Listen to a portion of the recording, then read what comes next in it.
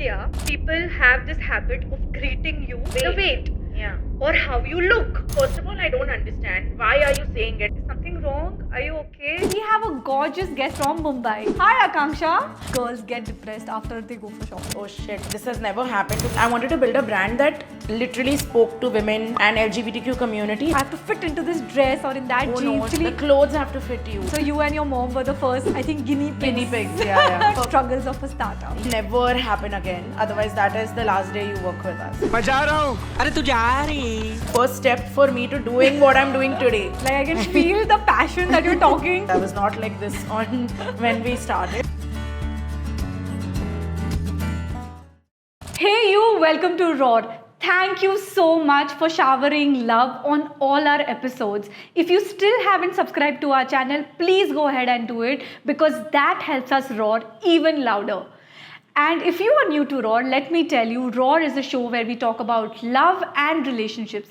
Today, we are going to delve into an interesting topic about love, and we have a gorgeous guest out here with us all the way from Mumbai. So let's welcome her. Hi, Akanksha. Hi, it's so lovely to be here. Same here. Thank you so much for making time and coming on RAWR. You're most welcome. It's my pleasure. So, Akanksha, you have a brand called A Curve Story.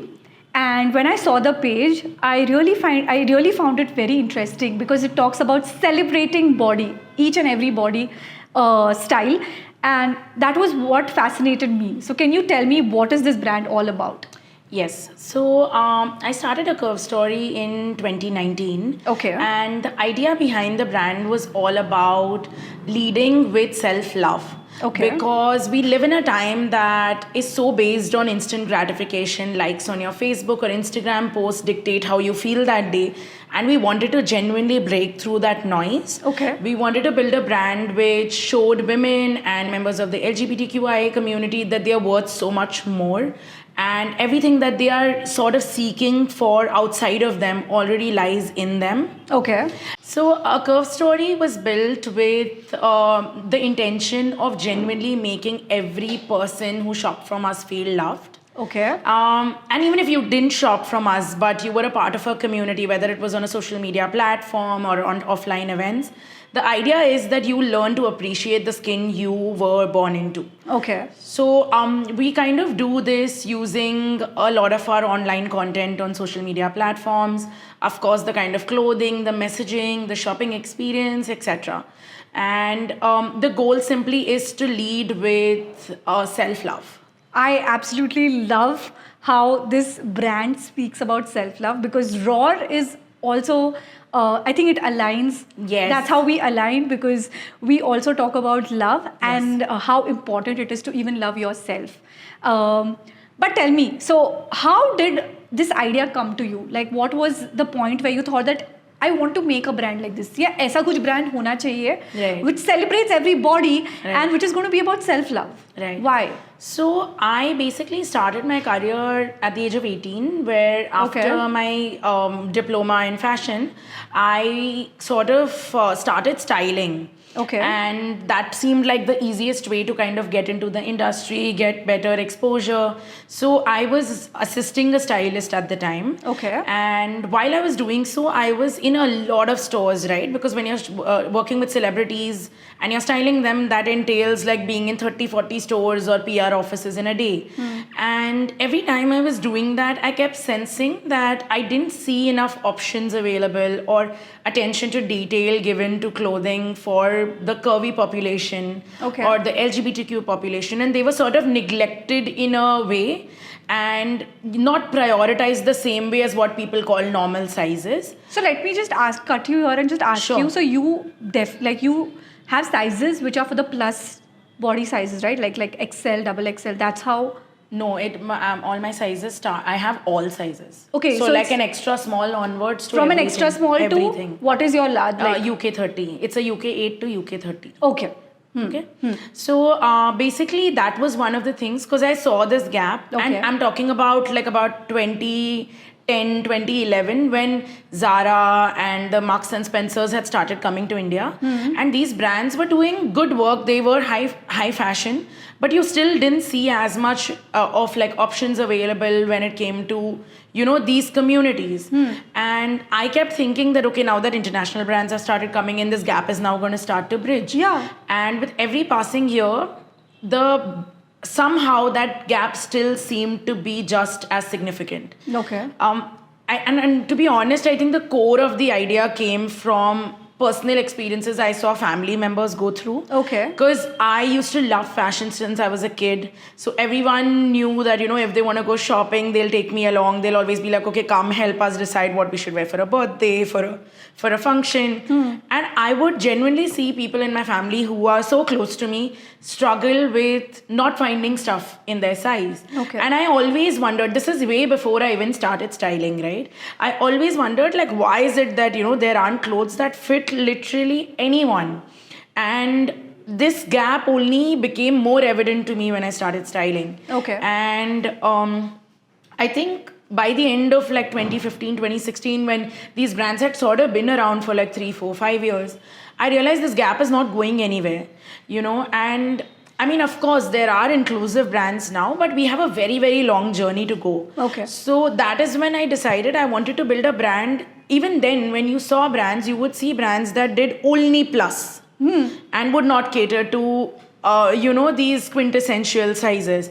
And I didn't like the fact that everything was so exclusive. Why should it be, I'll design for XYZ, you design for ABC? I wanted to build a brand that literally spoke to women and LGBTQ community regardless of gender, size or any So how ground. do you do it? So like you're saying that wo gap tha, okay, and you can see that, okay, if there were brands also, they would do only plus sizes, Yes. or they would do exclusive stuff, but for that specific segment. Correct. But it was not something that was very easily available for everybody. Right. So what is that different thing that a Curve Story offers? So for us, we did a massive like R&D session for almost close to a year before we launched the brand. Okay. The idea was that we don't just want to make clothes for every person. We want to make clothes that make them feel great in them. Okay. And even when you're not wearing them. So to do that, we had to work on the psyche of our customer, which was making them understand that clothes are just something you wear. What you feel inside about yourself is what drives everything. So the first thing was, you know, working on the mindset of our customer, our ideal customer base. Okay. The other thing that we also did was a lot of attention to detail, because even when there were clothes made for curvy population or LGBTQ also, the issue was there wasn't as much attention to detail. You saw absolute basics available for people. And there was another layer that we had to break through, which was fat tax. Okay. Now, fat tax is when people are made to pay additional money to purchase a piece if it's a bigger size. Because the company tells you we require more fabric, we require more tailoring cost, which actually as a brand does not make sense because you do average pricing. So this actually happens, Abibi? Yes, this With still happens. A lot of brands? Yes, it even happens in A-list designer brands. Oh, okay. I'm not aware of this. Yeah, Wow. so this Okay. happens in A-list designer brands as well, where they will tell you that, you know, A bigger size will... yes, like your blouse will cost 20k more or 30k more, which doesn't make sense. You're already charging enough to have, you know, that margin take care of it. The branding and everything Yes. already, okay. So we also had to break through that because we wanted to, when I say inclusive, we were not just looking to build a size inclusive brand. We wanted to build a brand that was inclusive in every way. So we wanted a brand that was size inclusive, age inclusive, Gender inclusive, as you gender said. inclusive, Yeah. and also price inclusive. We didn't want it to be that a UK 8 pays more than a UK 30, because why should they have to pay for more for just the space they take up? Like it didn't make sense. So that's sort of where, you know, this all began, a little bit of personal experiences and genuinely being in the market and seeing what was really going down every day and wanting to genuinely change that narrative of, you know, I don't find clothes my size, so I have to settle. We wanted people to never have to say that again. Right now, we do this with the medium of a website, and we also stock with a couple of marketplaces. Okay. But we intend to, you know, push this effort into a more broad scale in the near future. Okay. And see where it takes us. So yeah, as you said that it has started from a pain point that you actually saw within your family, and that's how you came to, that's how a curve story began. But I want to ask you that when you talk about the LGBTQ community, how do you think your clothes actually stand out? Right. How do you think? So there are other brands also who do it. So why would, like, what is that makes your brand unique? Right. So one of the things that we genuinely broke down when we were finalizing what sort of faces we want the brand to be represented by, we decided we would never work with agency models. Okay. We work only with real people who we either scout on social media, or lots of people now write to us now that we have a little bit of a reputation that we've built. Okay. So we also, the same way for the LGBTQI community, we've constantly worked with people from the community, people who love to cross-dress, people who love to embrace their individuality and are not afraid to, say things as they are. So again, like, we are building a very deep sense of relatability through the pictures because we are genuinely catering to this crowd. Okay. Now with LGBTQI, the other thing we do is there are a lot of people who are from the community but haven't come out. Yeah. So they insist on discreet packaging. Now that's something we do also. I don't know a lot of brands who do that. And along with that, I think the fact that we have people from the community voicing their opinion and their experience about the clothes, I think that makes a hell of a difference on how the brand is perceived and how, people love the clothes. Of course, every brand will have outfits that work for some and don't for some. Yeah. But I think we've managed to bridge that gap where people have at least understood our clothes are also for them. Yeah, we never wanted it to be like, oh, you can't shop with us. We don't do menswear yet. That's also something that's, in the pipeline for us.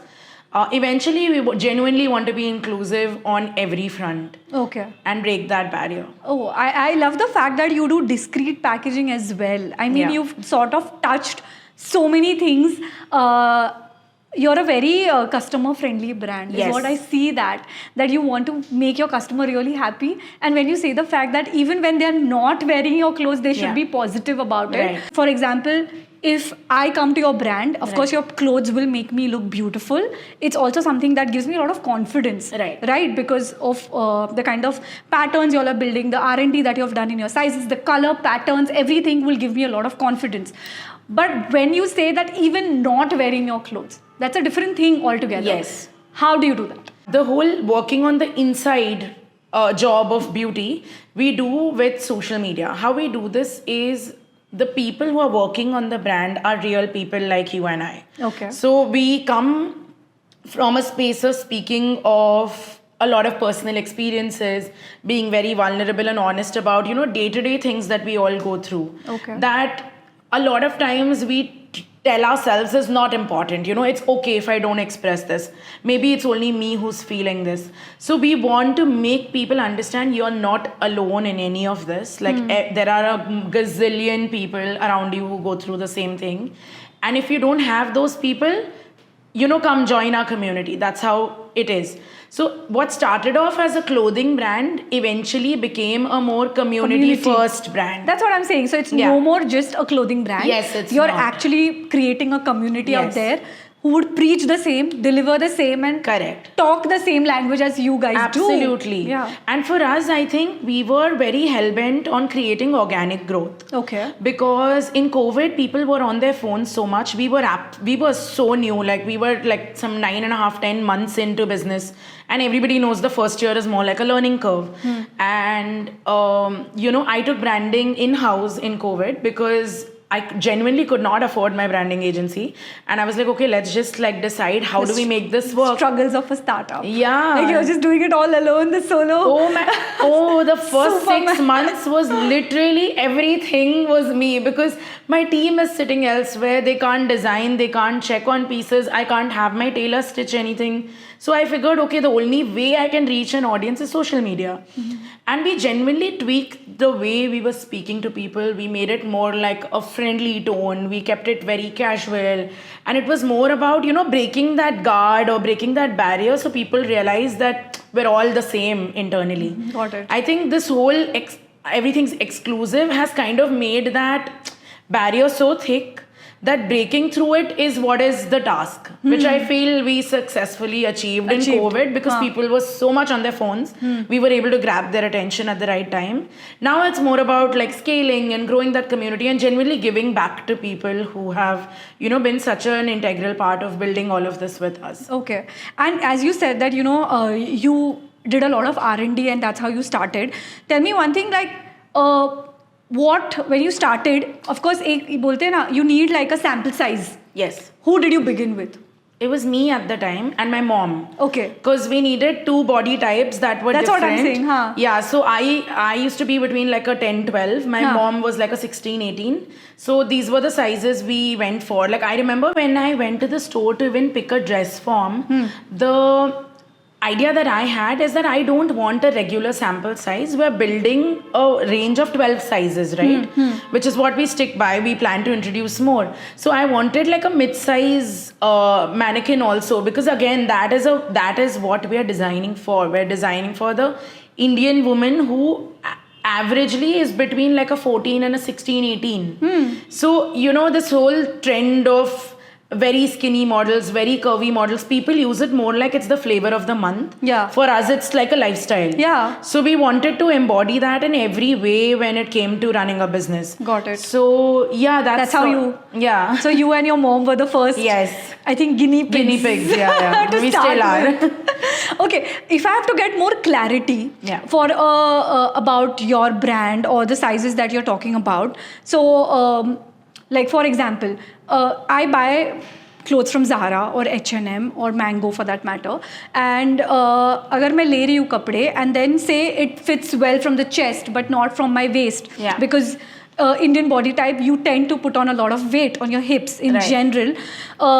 That's where you guys come into the picture, that you have a good sizing for the Indian body type. Yes. So basically what we do is, obviously we have a size chart that is a general range, right? Where body types are relatively proportionate. Yeah. But we also have a system where if you were, let's say, shopping with us and let's say your hips are wider than your bust, you have an option to tell us that this is what it is, or I'm not sure what size I need to go for, and we will have it custom made for you. Okay. So the idea is that you should not have, basically the customer should not have to compromise on quality of clothing. So that's when you do custom made, right? Yes. But what about your ready stock? How does that differ from the things that are available in the market? So we actually don't have ready stock. You all don't keep anything ready? No, we don't keep anything So everything ready. is very custom made? Yes. Oh, okay. Wow. So what we do is, I obviously have a whole team that works back end. So how it works is that we have material that is obviously in stock.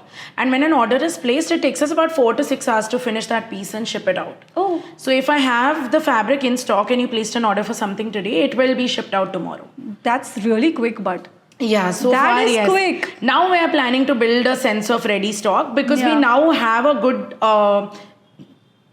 grip of what kind of sizes really do well with our hero SKUs and stuff. Okay. So for those we would stock, but otherwise not really. We prefer to let the customer pick what size really goes down for them and then design from there. Oh, that's wonderful actually. And I think I like the fact that you all are actually giving that scope for every woman to sort of open up about their bodies and talk about, and not like, I think they're not compromising that, हाँ मुझे ये jean, like, I have to fit into this dress or in that jeans. No, they will actually... The clothes have to fit you. You don't have to fit into anything. I love it. But when people call you, so have you like trained your team, like the back-end team, to sort of be sensitive towards body positivity? Yes. Or how do you train them? How do they deal with a client that's coming in? So basically what happens at our end is, right now we're still a small team. So we have like a round of sensitivity training that we do, because it's the same people who will speak to a customer on DM. It'll be the same people who will be doing a call and, servicing the order, right? The same like 7-8 people work on all of it. Yeah. So we do a round of training where we talk about tonality, the way you have to communicate with the customer. There are words that you can't use, words you should use, or like, no matter how frustrated you are, we're all in a business. We all have hectic schedules. Yeah. Obviously, we all have off days where, you're not feeling it. Yeah. So even on those days, that can never seep through to a customer. So that is something that is like a hard rule that we have within the team. We even went a step further to train our production staff. Now, a lot of all of this that we're speaking about comes from a sense of exposure, right? Yeah. For people who may not have had that exposure, need to be educated or trained to be that. Yeah, sure. Like we had tailors, obviously, like we work with tailors day in and day out, and they tend to, use words that we would never use for people, saying, oh, unko to aayega hi nahi. So, we had to train them also, ki you cannot be speaking like this. Because I remember I had trained a tailor to do this. Okay. My first tailor who was there. And I had a customer come in and he accidentally blurted out in front of her. Okay. When she came to order, like a custom order. And I was like, you can never. And I said this in front of her because, one, nobody should have to feel bad about how they look or what they weigh or, their size. Yeah. Secondly, I wanted to also train him that this is not how you speak to somebody who's literally your bread and butter. Yeah. So I told him this can never happen again. Otherwise, that is the last day you work with us. And we sort of that was the day we decided we'll also start training production staff. Yeah. Because they also we have a very close-knit team. So our masters also know every customer by name. They'll know their size. If it's a regular customer, they'll probably remember the size also. Mm-hmm. So, we wanted to build that culture where everybody is working towards the same goal. It's not like, oh, it's a business, so the only thing you count is your bottom line and your profits. We genuinely want that difference to seep into the society. Yeah. So it's more value driven. Yes. So what you are actually telling your team, your tailors. So it's literally from the smallest person who's involved till you, like the founder or the CEO. So everyone is talking the same language. Yes. So that's wonderful. Like you are creating that kind of a environment, because I know the fact that when you actually go to these tailors, for that matter, or when you go shopping, most girls get depressed after they go for shopping. Yeah. It's sad, but I remember going shopping and then you have this perfect fit that you want to fit in. Like if I'm wearing a medium, I want to fit in an S. Yeah. And then I'm always like, I'll come out of the trial room and I'll be like, okay, I need to lose some weight. I need to fit into that body, into that dress. And I know so many people who really get affected because of this. कि जब किसी ने कोई ऐसे loose comment pass कर दिया कि ये तो फिट नहीं होगा या something like that. But it's amazing that you guys are preaching something like this. Also the fact that, okay, I want to know, have you personally ever body shamed, or did you ever go through something like this, that this is something that you want to? Not really. I mean, of course, there are phases where, whether it's hormonal change or whatever, that your weight or your size does go up and down. So, I mean, a little bit here and there with like friends or something must have been, but nothing that I let really get to me.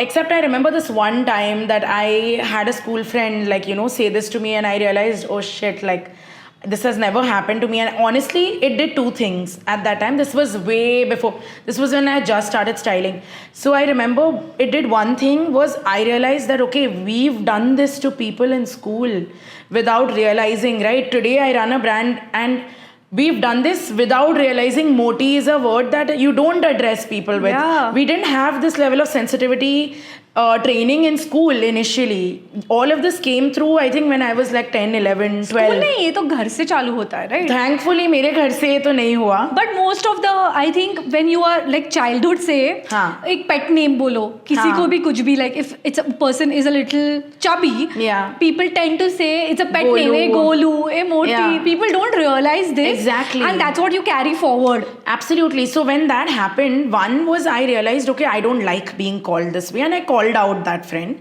But I also realized I had unconsciously done this when I was in school. And I genuinely went back and apologized to those people, because I was like, that is the first step for me to doing what I'm doing today.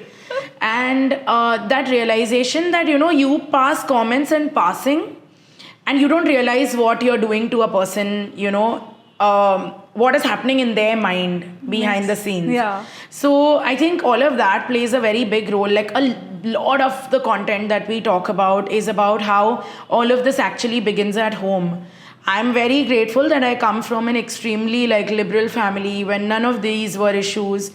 I And think even more if- of sorry to cut you, but I think it's more of you have a family who's more aware. Yes. I think there are a lot of people who are liberal, Yes. but not necessarily they know they're aware of what Correct. they're talking, because Yeah. you tend to pass these loose comments or you say these words so easily that you don't know what the other person might be going through. Exactly, and people internalize it, right? Yeah, like yeah. it's a journey. It hits. Yeah, It hits. yeah, and it's a journey for you to understand that this has to stop with the person who's commented on me. Yes. I cannot take this inwards and make this like it's my problem. Yeah. Even if I want to get fitter or help, it's not like body shaming doesn't happen to people who are skinny. So it's more about It happens to everybody. तुम कुछ भी कर लो, you're never enough. you're never enough. So you teach yourself you're enough the way you are, Yeah. and nothing outside of that matters. Matters. Even if it's your parents, Yeah. like if I may say so. Yeah. Like I am grateful that I came from a No, family you're where I right. was never asked.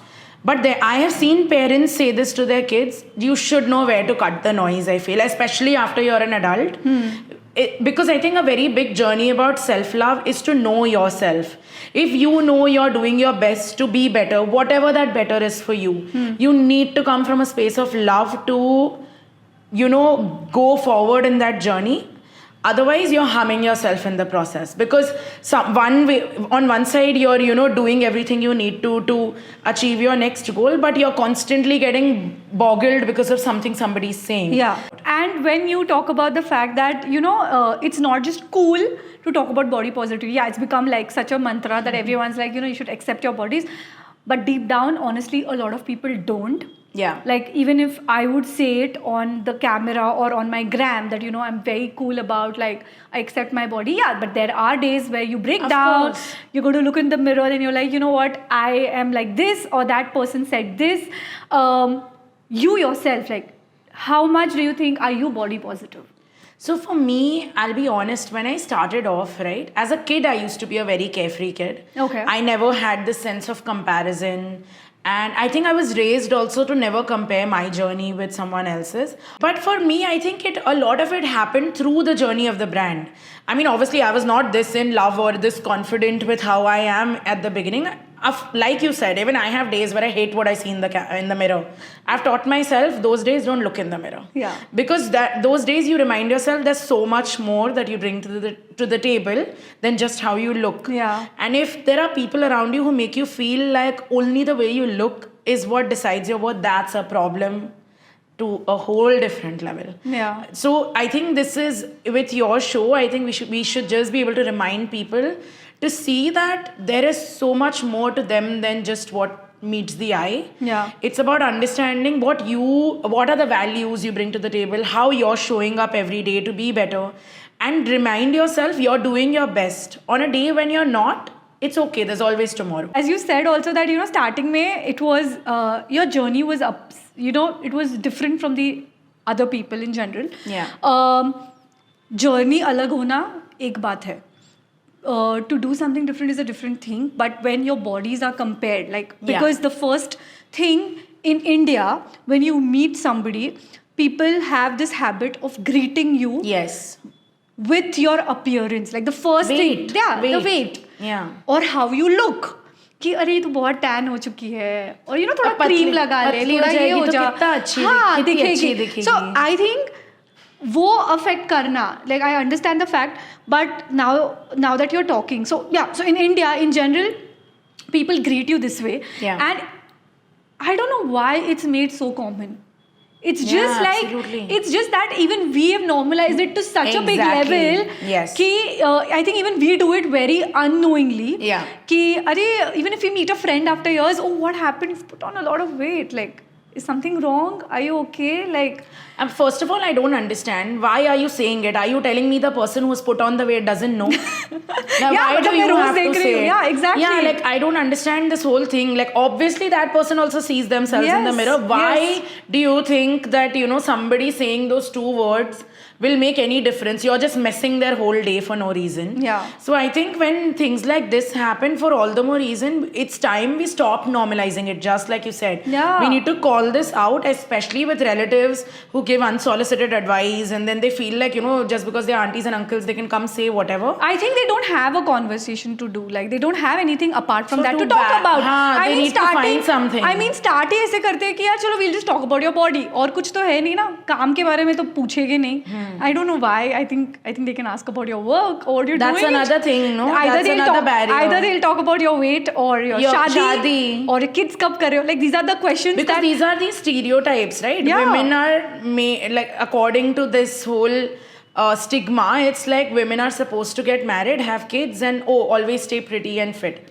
I mean, sure, everyone. Do you think the pressure for women is more to, of course, in terms of body positivity compared to men? Of course, I don't think men are expected to be this perfect all the time. Yeah. I don't feel like anyone really stops and asks them, why are you in shorts and not in pants? I feel like everybody needs to have the space to just be who they are. Now, if I feel like literally getting out in a ganji and shorts today, I should be able to do that with equal ease as wanting to wear a dress, Yes. And no one should have to feel that judgment or that pressure or dress up for that. True. So I think that all of that comes from feeling comfortable in your skin, which really is what body positivity is. Also the fact that women are always, there is this set notion that they should look in a certain way. Yeah. They should have a slimmer waist or they should be curvaceous. They should Who be... decides this, I mean, no, but wo norms hai very much predominantly in the society. This is how it is seen.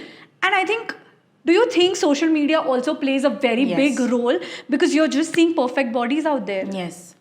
I think social media, as much as it has pros, it has cons. Because especially influencers who are known for fashion or beauty, very, very few of them tend to show you what goes into looking that way. Perfect, yeah. And they are normalizing a lifestyle which may not exist for a regular 16-year-old or 21-year-old girl. True. And they are not putting out disclaimers. A lot of them don't put out disclaimers that, this is something I have achieved after X, Y, Z years of work. Yeah. And this is what I had to go through. Maybe they went through like body procedures also. We don't know. Yeah. And you constantly make people feel if you don't look like this, something's wrong with you. Yeah. Now, you can't really do much about that, but you can shut down the noise. Unfollow people who make you feel bad about yourself. Like, this is something I genuinely started doing in COVID. Oh, so you've done this? Like I used to do like a detox. Now, when people say social media detox, they tend to go off the grid, right? Yeah. Sadly, that was not an option for me with the brand, even though I did try it with my personal pages. But on my personal page, I don't follow any influencers who don't appear real to me.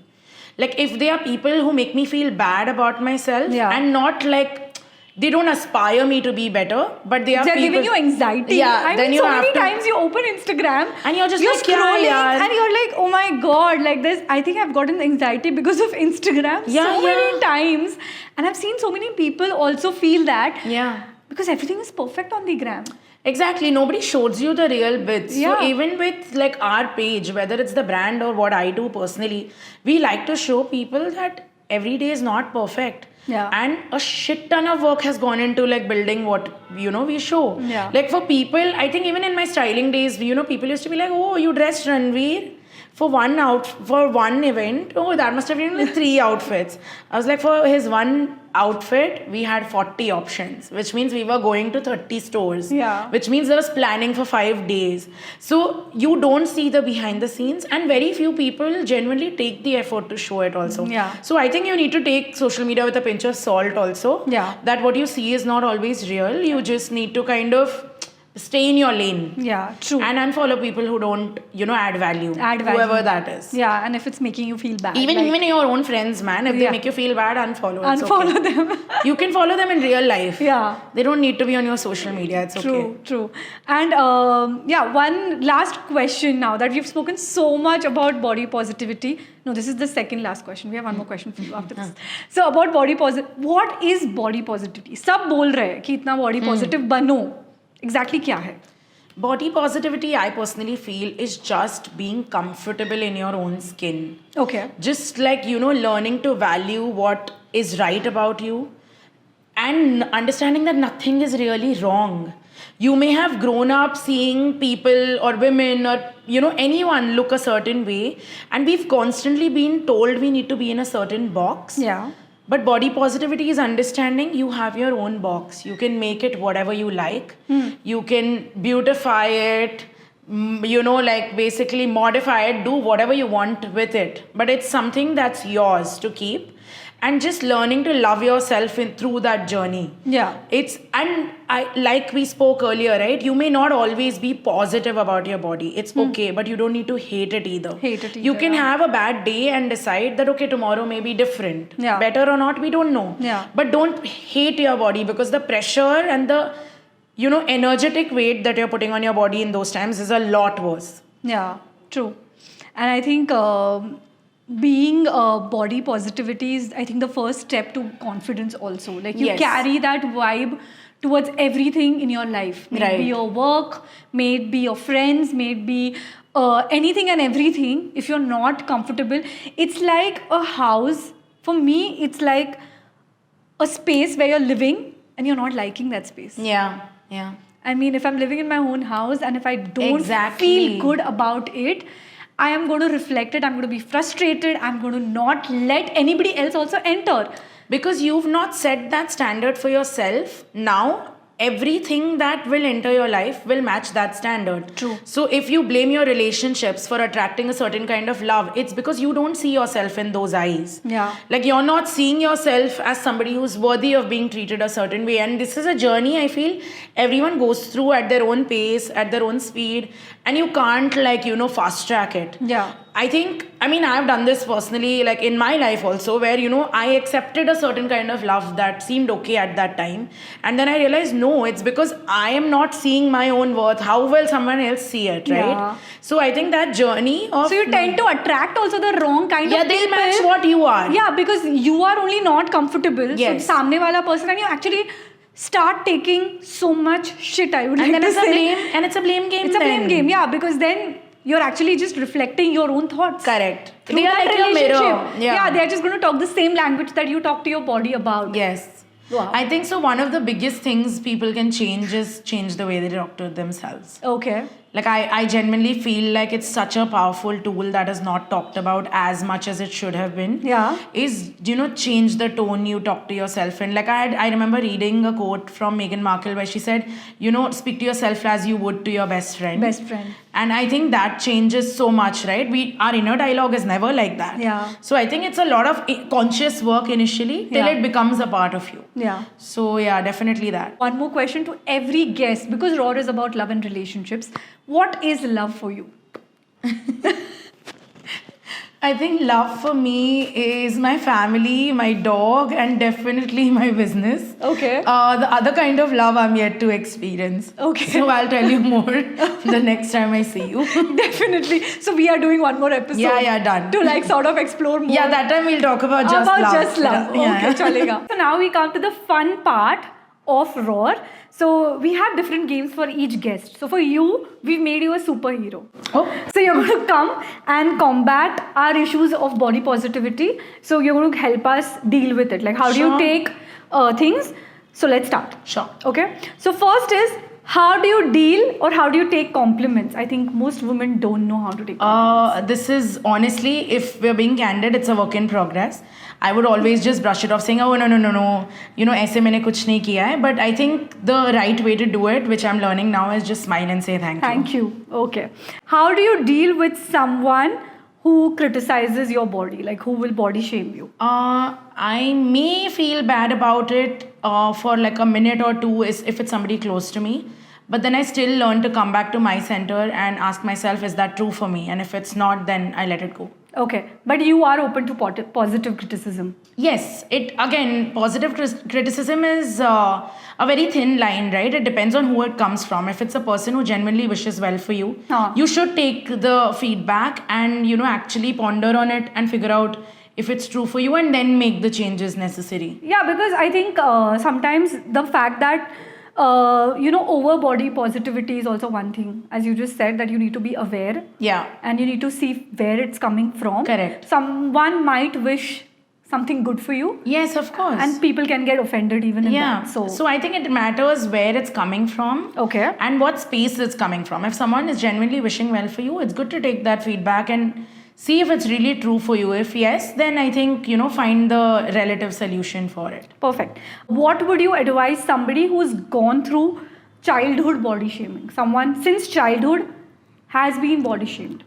I would say, as much as it's something that can be dealt with on your own, this does require, especially if it was very severe, this does require therapy. Okay. Because again, like we spoke, all of this stems into the standards or the self-worth that you set for yourself. And this is going to seep into every area of your life. So you may do a lot of inner work, you may be really confident now, but if somebody went through that earlier, there's a part of them that hasn't healed. So I think focus on the healing, whether it's therapy or finding alternative solutions to being better, like mirror talk is something that really helps. Okay. A lot of people is speaking to themselves as they were speaking to their inner child. But again, that's a very long process. So if somebody is looking at starting the healing journey, I would say seek therapy. Okay. Somebody who is harming their body to be in a certain way. For example, somebody who's skipping meals, somebody because they want to get into that dress, or somebody who's harming their body in a negative, like it's really negative, like working out over the board, what would you like to give them? One would be that first, most importantly, understand why you're doing it. Like, where is this coming from? Is that thought process yours in the first place? Okay. Or is it something you just bought because you saw it in a magazine, you heard your family talk about it, or friends talk about it? If yes, again, ask yourself, is it true for you? If yes, know that harming or sabotaging the process of your regular working of your body is only taking you further from that goal, not bringing you any closer, because you're genuinely leading from a space of spite or hate. Yeah. So if you're leading from a space of love, you will know when to stop working out. You will know how much to eat. Yeah. Because your body is not happy when it's hungry all day. Unless it's recovering and doesn't want food that day. All of us need food as a fuel. Yeah. So you may eat 5 meals, I may eat 3, and that's okay. But listen to your body. Tune into what your body is communicating, because it always has things to tell you. Yes. The point is, again, cut out the noise and ask yourself, what is your body trying to tell you? Like, a lot of people confuse thirst to hunger. Yeah. How many times do you actually ask yourself, like, am I really thirsty or am I hungry? So things like that, I think that goes a long way. Yeah, so basically, if you're doing something like this, it could mean you hate yourself. Yeah, so and that's aware. not a good place to start from. Perfect. Okay, a lot of women and men, for that matter, I would say, cannot deal with aging. Right. Like, say, after the age of 35, 40, when you start seeing those wrinkles or you start seeing your body shape changing, what would you like to tell them? So I have this theory, okay? When you're like 10, 12 and puberty hits you, you're excited about the new phase of your life. Yeah. Sure, we all look a little, strange because we're still molding into that new version of ourselves, right? But we're embracing it because we know, this means we'll become an adult. We'll be allowed to do so many things we weren't allowed as kids. I think aging is the exact same. Like, it's a different phase of your life. It is going to change. You are going to evolve. And you have to learn to accept that change just like you accepted puberty. Like, why is it any different? Yeah. So one is to not make such a big hoo-ha about it, because it's something everyone goes through. And if you're comfortable in your skin, you'll learn to accept that, phase of your life also. True. So I think you just need to fall in love with your body at every stage. Yes. And I think it just gets easier. Body, mind and soul. I think all of it. Okay. Now I want you to give 3 tips for any person who doesn't love themselves. Like, they have a problem with their color, with their weight. It could be anything. Like, say, I'm not comfortable with who I am. What 3 tips would you like to give them? Okay, one would be that, clothing is a very powerful tool in feeling confident. Okay. So one would be that, find an outfit that makes you feel great even on days you don't feel the best. Perfect.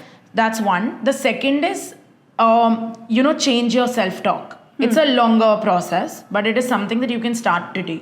So like we spoke, speak to yourself as you would to your inner child or your best friend, and inculcate that like like a habit, like make it a part of your routine. Make time for it. Yes. And the third would be do some kind of activity that makes you feel more grounded to your own self, like brings you back to your roots. So it could be meditation, it could be walking barefoot on grass, it could be journaling or understanding where this emotion comes from. So that it's out there one day, maybe just burn the paper. Maybe that's all it needs to be. Yeah. But understanding where it comes from so that you come back to your center and you're not operating from everyone else's. Perfect. So I think awareness, like where is it coming from? Yes. Okay, and the last thing is, what is the one affirmation that you use for your own body? I think it'll sound cheesy, but like I genuinely used to love L'Oreal's campaigns on I'm worth it. So I've lived by that, but I also believe that. So I tweaked it. I'm like, I'm the prize. So in my head, I'm like, it doesn't matter. It's not like I am one-upping someone else. But that is reminding me constantly that I am like a queen. I deserve to be treated a certain way. I treat myself that way. So people around me need to do the same. Perfect. And if it doesn't match, I'll be willing to walk away from whatever it is, right? So I think it sets your standards for yourself. And then that again spreads into everything else that you do. Perfect. I think this was such a fun round. I mean, I loved it. Superhero Akanksha trying to save the world with body positivity. I hope we've helped, even if we've helped one person on the other side of the screen, I feel like we've done a great job today. I think it was beautiful. Your brand is amazing. You are amazing. And I love the confidence that you bring in. And I'm sure you've learned so much out of this episode. So now is the time. Take a moment. Say to your body, I love you and I embrace it. Thank you for joining us on RAWR. Till then, keep roaring, keep embracing and rising in love. Stay tuned for the next episode and don't forget, I RAW you.